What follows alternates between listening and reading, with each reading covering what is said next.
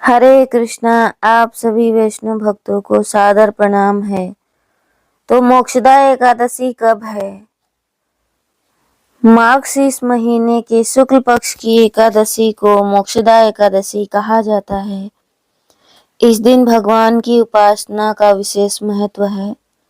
मान्यता है कि इस तिथि पर रखा गया व्रत मनुष्य को सद्बुद्धि, शुद्ध समृद्धि, सुख और जीवन की बाधाओं से मुक्ति देता है। माघ शीष महीने के शुक्ल पक्ष की एकादशी को मोक्षदा एकादशी कहा जाता है। इस दिन भगवान विष्णु की उपासना का विशेष महत्व है। मान्यता है कि इस तिथि पर रखा गया व्रत मनुष्य को सद्बुद्धि, सुख समृद्धि और जीवन की बाधाओं से मुक्त देता है। पितरों की शांति और ग्रह दोषों से राहत के लिए यह एकादशी बेहद कल्याणकारी मानी गई है। इस वर्ष मोक्षदा एकादशी 1 दिसंबर 2025 सोमवार को मनाई जाएगी।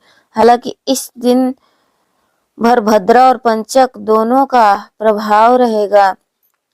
मोक्षदा एकादशी 2025 तिथि और मुहूर्त। एकादशी तिथि प्रारंभ 30 नवंबर 2025 रात 9:29 से है। तिथि समापन 1 दिसंबर 2025 शाम 7:01 पर है। पारण मुहूर्त 2 दिसंबर 2025 सुबह 6:57 से लेकर 9:03 तक है। इस दिन सुबह 8:20 से शाम 7:01 तक भद्रा रहेगा और सुबह 6:56 से रात के 11:18 तक पंचक रहेगा। मोक्षदा एकादशी पूजा विधि। मोक्षदा एकादशी के दिन सुबह ब्रह्म मुहूर्त में उठकर स्नान करें। स्वच्छ हल्के रंग के वस्त्र पहनकर व्रत का संकल्प लें। घर के पूजा स्थल में भगवान विष्णु की प्रतिमा या चित्र स्थापित करें और गंगा जल से स्नान को पवित्र करने के बाद दीपक जलाएं। इसके बाद भगवान विष्णु को पीले फूल, तुलसी दल, पंचामृत, फल, केले और पीली मिठाई का भोग लगाएं।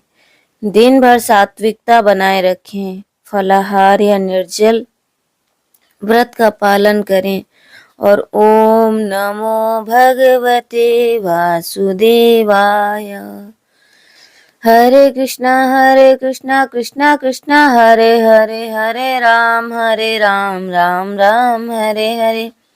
इस मंत्र का जाप करते रहें। इस दिन गीता का पाठ करना अत्यंत शुभ माना जाता है, इसलिए कम से कम एक अध्याय अवश्य पढ़ें या सुनें। शाम के समय फिर से दीपक जलाकर भगवान विष्णु और माता लक्ष्मी की आराधना करें और तुलसी पर जल अर्पित करें। रात्रि में जागरण, भजन, कीर्तन और प्रभु का स्मरण करने से व्रत का फल कई गुना बढ़ जाता है। द्वादशी में निर्धारित मुहूर्त में तुलसी जल से पारण करके व्रत पूरा करें।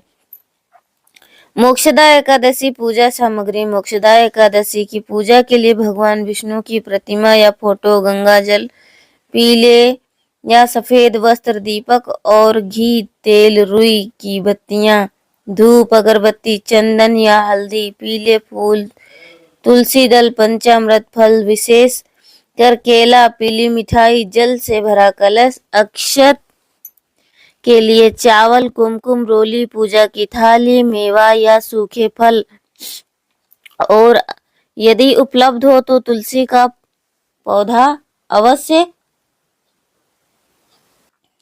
रखना चाहिए। तो ये थी मोक्षदा एकादशी की तिथि कब रखना है। हरे कृष्णा। आप सभी वैष्णव भक्तों को सादर प्रणाम है।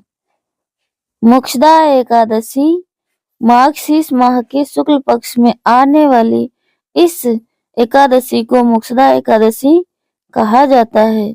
यह व्रत मोक्ष देने वाला है तथा चिंतामणि के समान है। सब मनोकामनाएं पूर्ण करने वाला है, जिससे आप अपने पूर्वजों के दुखों को खत्म कर सकते हैं। तो मोक्षदा एकादशी कब आती है? मार्गशीर्ष माह के शुक्ल पक्ष में यह एकादशी आती है। तो मोक्षदा एकादशी है जो सभी मनोकामनाओं को पूर्ण करती है और जो पितृगण हैं उनके दुखों से छुटकारा मिलता है। यदि कोई एक बार मोक्षदा एकादशी व्रत रख लेता है तो उसके सारे पाप खत्म हो जाते हैं और उनके पितरों को भी तर्पण मिल जाता है। तो मोक्षदा एकादशी बहुत विशेष है। विशेष इसलिए है क्योंकि इस दिन भगवान श्री कृष्ण ने अर्जुन को गीता का ज्ञान दिया था। तो इस दिन गीता जयंती भी मनाते हैं। तो गीता जयंती पर आप सभी लोग भगवत गीता पढ़ सकते हैं और वितरण भी कर सकते हैं। जिनको भी गीता चाहिए वो मुझे मैसेज कर सकते हैं, कमेंट कर सकते हैं। मोक्षदा एकादशी का महत्व। धर्मराज युधिष्ठिर कहने लगे कि हे भगवान, मैंने मार्गशीर्ष कृष्ण एकादशी अर्थात उत्पन्ना एकादशी का सविस्तार वर्णन सुना। अब आप कृपा करके मुझे मार्गशीर्ष माह के शुक्ल पक्ष की एकादशी के विषय में बताइए। इस एकादशी का क्या नाम है तथा इसके व्रत का क्या विधान है, इसकी विधि क्या है, इसका व्रत करने से किस फल की प्राप्ति होती है। कृपया यह सब विधान पूर्वक कहिए। भगवान श्री कृष्ण बोले, मार्गशीर्ष माह के शुक्ल पक्ष में आने वाली इस एकादशी को मोक्षदा एकादशी कहा जाता है। यह व्रत मोक्ष देने वाला तथा चिंतामणि के समान है। सब मनोकामनाएं पूर्ण करने वाला है, जिससे आप अपने पूर्वजों के दुखों को कम कर सकते हैं, खत्म कर सकते हैं। इसका महात्म्य मैं तुमसे कहता हूँ। हे अर्जुन, हे युधिष्ठिर, आप ध्यान पूर्वक सुनो। मोक्षदा एकादशी व्रत कथा। गोकुल नाम के नगर में वैखानस नामक राजा राज्य करता था। उसके राज्य में चारों वेदों के ज्ञाता ब्राह्मण थे। वह राजा अपनी प्रजा का पुत्रवत पालन करता था। एक बार रात्रि में राजा ने एक स्वप्न देखा कि उनके पिता नरक में हैं। उसे बड़ा आश्चर्य हुआ। प्रातः वह विद्वान ब्राह्मणों के पास गया और अपना स्वप्न सुनाया और कहा, मैंने अपने पिता को नरक में कष्ट उठाते हुए देखा।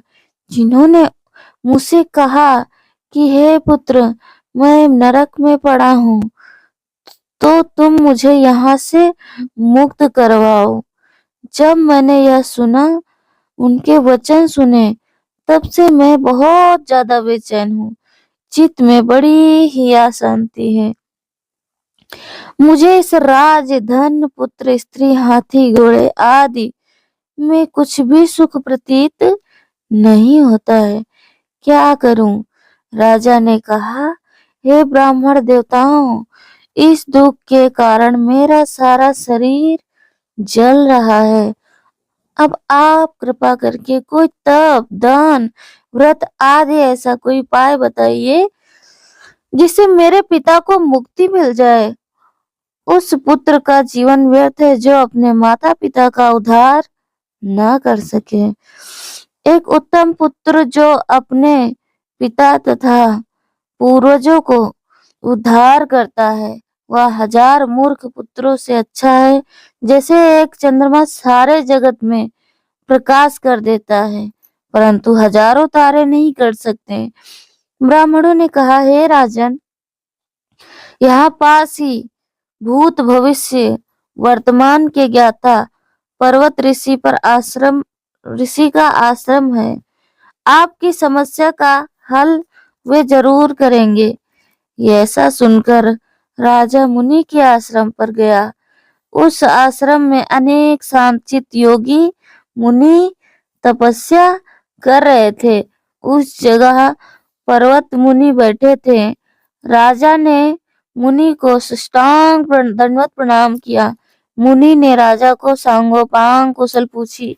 राजा ने कहा, महाराज, आपकी कृपा से मेरे राज में सब कुशल है, लेकिन अकस्मात मेरे चित्त में अत्यंत अशांति होने लगी है। ऐसा सुनकर पर्वत मुनि ने आंखें बंद की और भूत विचारने लगे। फिर बोले, हे राजन, मैंने योग बल से तुम्हारे पिता के कुकर्मों को जान लिया है।